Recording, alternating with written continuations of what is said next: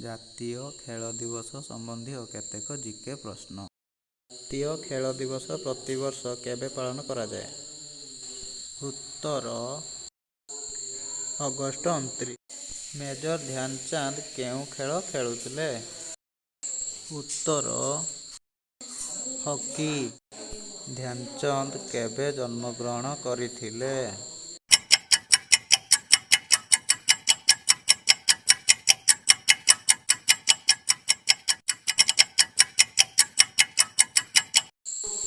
ଉତ୍ତର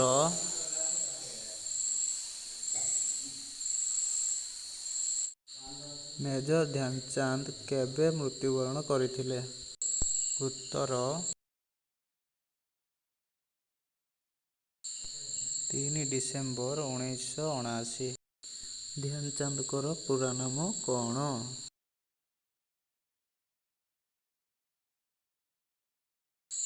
ଉତ୍ତର ଧ୍ୟାନ ସିଂ। ଧ୍ୟାନଚାନ୍ଦଙ୍କର ନିକ୍ ନେମ୍ କ'ଣ?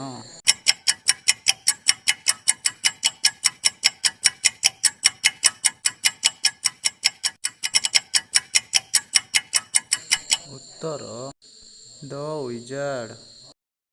ମେଜର ଧ୍ୟାନଚାନ୍ଦଙ୍କୁ ଦିଆଯାଇଥିବା ଆୱାର୍ଡର ନାମ କ'ଣ?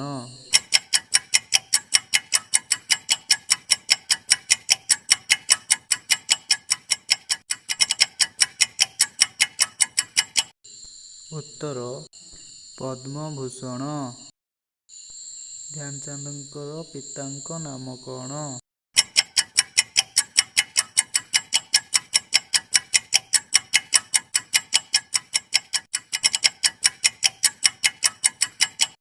ଉତ୍ତର ସୋମେଶ୍ୱର ଦତ୍ତ ସିଂହ।